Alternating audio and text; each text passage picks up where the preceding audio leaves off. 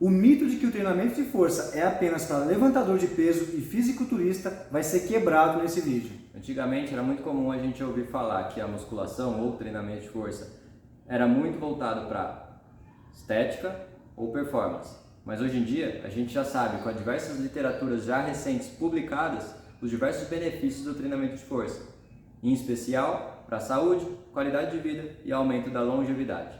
E se você quer saber mais sobre o treinamento de força e o porquê de se treinar força, fica nesse vídeo e se inscreva no nosso canal para que você possa receber as notificações sobre todos os conteúdos que a gente trazer aqui para vocês no nosso canal do YouTube.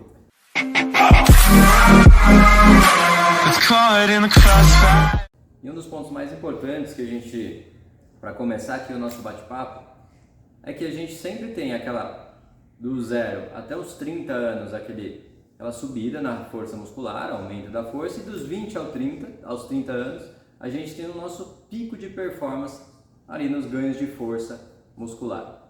E a partir disso, óbvio, a gente consegue ganhar força muscular em cima, passando dos 30, 35 anos, porém chega um certo ponto, um certo momento, em que essa força muscular começa a cair. É natural, faz parte do processo. Agora, como a gente atenuar essas quedas? Essas quedas na força muscular? Com a prática do treinamento de força. A prática do treinamento de força vai ajudar a gente a atenuar essas quedas na força muscular, que vão te ajudar ali na saúde e qualidade de vida. Por quê? Pensando em melhora da capacidade funcional, ali no seu dia a dia, você está a todo momento fazendo força para exercer uma atividade diária. Seja ela subir escada, seja ela pegar um objeto no alto, seja ela agachar para mudar o sofá do lugar da sua casa, seja ela para pegar uma televisão e levar para um outro lugar. Tudo isso você está exercendo uma força. E essa força, esse peso extra, está gerando uma sobrecarga em alguma estrutura do seu corpo. Se você está preparado para receber essa sobrecarga, você não vai ter nenhum estresse indevido, não vai ter uma lesão. Agora, se você não está preparado para exercer essa força, se a sua musculatura não está acionada o suficiente para proteger as suas articulações, com certeza, em algum momento, você vai ter uma lesão muscular, ou uma lesão estrutural, uma lesão articular. Isso é um ponto muito importante. Pensando no pico de força, em um aumento de força, se você começa a perder essa força e a potência muscular, automaticamente começa a perder a capacidade de movimentação no dia a dia. E pensando na questão mais atual, pessoal, aquela busca incansável pela melhora principalmente a estética, aquele ponto que você colocou, a questão estética pesa muito hoje e, sem sombra de dúvida, muitas pessoas vão buscar o treinamento de força visando essa melhora da estética, colocando a estética em primeiro plano. E a gente colocou aqui que a gente veio trazer justificativas de o porquê se praticar o treinamento de força, porquê o aluno ir para a academia fazer força. Esse é um ponto muito importante que o professor Rodrigo trouxe aqui, essa questão da força e da potência, mas a gente tem que pensar também, levando para esse lado mais, um pouquinho mais delicado e crítico. A gente sabe que essa questão da estética, ela não acontece, as coisas não acontecem tão rápido da forma que as pessoas pensam que vai acontecer, não é do dia para a noite que a pessoa esteticamente ela vai se encontrar da forma que ela realmente quer. O processo ele é gradual, ele é longo, ele é demorado. E pensando em estética, a gente tem que pensar em um pouquinho mais além da palavra estética e pensar ali em alguns pontos, né, que estão envolvidos nessa questão da composição corporal. A gente pensar na avaliação física, por exemplo, e pensar em questão do emagrecimento, questão do aumento da composição corporal, ali, aumento da massa magra, né, alterando essa composição corporal desse indivíduo, ele só vai conseguir, isso está mais do que comprovado na literatura, que ele só vai conseguir aumentar significativamente os níveis, né, de massa musculoesquelética através da prática do treinamento de força. Poxa, mas não é eu que estou falando isso, nem o professor, é a literatura que mostra isso. Poxa, professor, em outras modalidades não promove o aumento de massa magra, o aumento da massa musculoesquelética? Sim, mas comparado ao treinamento de força, nenhuma outra modalidade vai promover ganhos se comparado com esse indivíduo praticando o treinamento de força, comparado, por exemplo, com um indivíduo que pedala, um indivíduo que faz a hidroginástica, um indivíduo que joga tênis, nenhuma outra modalidade vai conseguir fornecer para ele... As necessidades, né, do treinamento. Exatamente, fornecer para eles esse aumento significativo da composição corporal, se tratando de massa musculoesquelética. E pensando ali, pessoal, a gente ainda nessa questão da estética, e pensando, indo um pouquinho mais além, um pouquinho mais a fundo, no conceito real de emagrecimento mesmo, né? A gente pensa naquela ideia da corrida, né? Eu estou correndo, estou emagrecendo. Pessoal, é muito complexo a gente pensar essa questão da composição corporal. Às vezes esse indivíduo ele teve uma diminuição ali do percentual de gordura, alterou ali um pouquinho da questão da retenção também, está praticando uma atividade física. Isso é óbvio, isso é ótimo. É o que a gente do Instituto apoia, a prática da atividade física.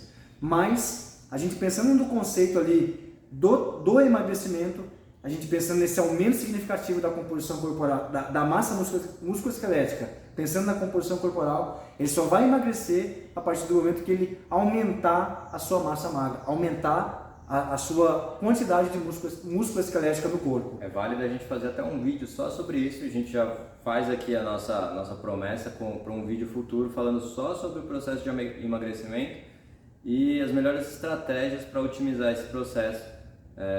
Tanto fisiológico quanto pensando na parte biomecânica, na mecânica do movimento humano e como que a gente consegue otimizar isso dentro do treinamento. Exatamente. Então, pessoal, são pontos que tem que ser levados em consideração, a gente pensando nessa questão estética, pensando em avaliação física, composição corporal, massa gorda, massa magra, tudo são diversos fatores que estão envolvidos dentro dessa questão da composição corporal e a gente pensar no treinamento de força, isso nos remete diretamente a músculo. Quanto mais esse indivíduo praticar ali o treinamento de força, maiores vai ser os ganhos de força e maior vai ser a quantidade de músculo que esse indivíduo vai conseguir alcançar, obter ali a longo prazo com a prática do treinamento de força. Preservando assim o seu metabolismo, mantendo assim a sua atividade metabólica diária com a manutenção e através dos ganhos de massa muscular em si. E um ponto importante que vale reforçar, dando sequência ao conteúdo do Ricardo, além de todo o processo de emagrecimento que o treinamento de força pode influenciar positivamente, pensando na manutenção da massa muscular, a gente tem toda a questão da diminuição da capacidade funcional da pessoa que está relacionada dentro de um círculo, a gente pode dizer assim. O que eu quero dizer com isso? A perda da força vai acarretar num aumento de dor. Essas dores vão gerar um aumento da incapacidade dessa pessoa de realizar o movimento, porque quando a pessoa sente dor, ela acaba inibindo as suas atividades diárias. Inibindo as suas atividades diárias, ela perde mais força, ela perde mais movimento e esse ciclo continua até chegar a níveis de estresse, depressão e ansiedade por conta da falta de movimentação dessa pessoa ali no dia a dia, por conta de dor, por conta de limitações funcionais, que ela não se movimenta, não consegue se movimentar, não praticamente deixa de sair para fazer suas atividades normais. Isso pensando ali quando você já chega numa idade um pouco mais avançada, se você não praticou o treinamento de força, se você não praticou exercício físico durante a vida. Então, tudo isso pode acontecer e a gente tem que levar isso em consideração e ir focando sempre nessas questões com os nossos alunos. Porque quanto mais informação a gente dá para ele, mais relevante você vai ser na vida dessa pessoa. Acho que um ponto muito bacana em cima disso que você falou, professor, é a questão da autonomia, né? Dentro de todo esse ciclo, tem outro ciclo também que eu vou mencionar agora em cima desse ciclo que é muito complexo, todos esses pontos que o professor Rodrigo colocou aqui, essa questão da capacidade funcional e a gente tem que colocar aqui também a questão da autonomia e também pensar no organismo de uma forma geral. Que a gente pensar que as pessoas buscam uma prática do treinamento de força apenas para melhorar a estética, melhorar a composição corporal, mas você tem uma melhora do funcionamento de todos os sistemas. Tá? Muitas vezes a gente vê a orientação de um cardiologista, por exemplo, praticar o treinamento de força, aquele indivíduo vai lá e faz uma bateria de exames, deu alteração para praticar o treinamento de força. Né? Então, já vem lá do consultório, né? A gente pensar, é uma orientação médica a prática do treinamento de força, na melhora da condição, não só a condição física, mas a condição fisiológica desse indivíduo. E pessoal, pensando em ciclos, né, a gente sabe que tem aquele ciclo que é um ciclo que, na grande maioria das vezes, ele acaba sendo irreversível. A gente pensar na questão Primeiro ponto, sedentarismo, né? O estilo de vida das pessoas sedentário. Aí começa, né? Vem surgindo ali as doenças crônico-degenerativas e é uma sequência que definitivamente consome o ser humano. A gente pensar em diabetes, a gente pensar em no processo fisiológico. Hipertensão, alteração cardiovascular, e são alterações que se esse indivíduo não der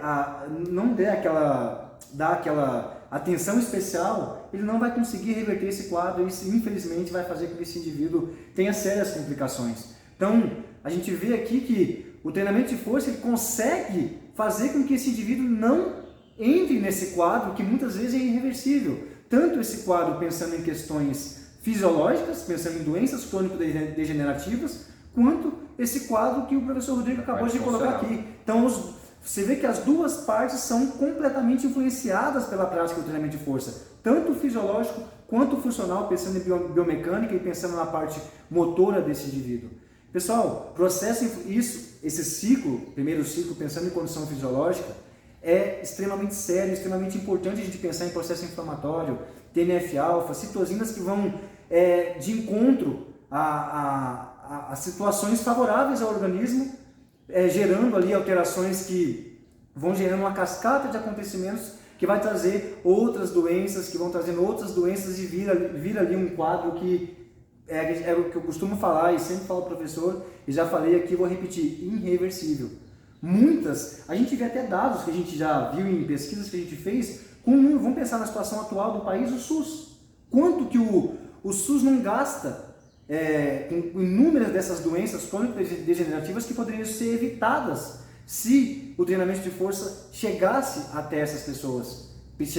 Pensando, pessoal, em oferecer uma intervenção não medicamentosa, que é o que a gente fala com o treinamento de força, mas teve até um comentário nas nossas redes sociais falando sobre, mas o exercício é um medicamento? O que você pensa sobre isso, professor? O exercício ser medicamento? O medicamento tem efeitos colaterais, né? O exercício, obviamente que se ele for feito acima do recomendado, pode gerar seus efeitos colaterais. Exatamente. Tudo mais. Por isso, sempre é recomendado a prática do exercício através de um profissional qualificado. Mas a gente sabe que a gente está falando do exercício, se trata de uma intervenção não medicamentosa, né? Então isso que a gente quer, evitar com que esse indivíduo chegue até as intervenções medicamentosas, uma intervenção médica, e sim que isso seja resolvido no ambiente de treinamento. A gente sabe que isso é possível, que com o treinamento a gente consegue reverter muitos desses quadros, dessas doenças crônico-degenerativas, dependendo no estágio na qual elas se encontram. Galera, para a gente finalizar esse vídeo, trazer duas definições importantes. Definição de incapacidade, que é basicamente a inabilidade ou limitação no desempenho de papéis sociais e de atividades relacionadas ao trabalho, família e vida. Ou seja, se eu começo a perder capacidade, eu tenho todos esses quesitos sendo prejudicados. Atividade no trabalho, família e na vida independente. E o que é a definição de incapacidade funcional? Em cima da definição de incapacidade, eu vou trazer a definição de incapacidade funcional, que é a diminuição da capacidade funcional de cada sistema do organismo humano. Assim como o Ricardo falou, assim como eu falei, toda a parte biomecânica e estrutural, além da parte fisiológica, como alterações com relação a diabetes, pressão alta e etc. Podemos citar aí vários. Então é isso aí, galera. Trouxemos muitas justificativas aqui do porquê se fazer força, por que praticar o treinamento de força. Espero que vocês tenham gostado do conteúdo. Não se esqueça de se inscrever no nosso canal e iremos trazer muito mais conteúdos para vocês. Até o próximo vídeo. Valeu!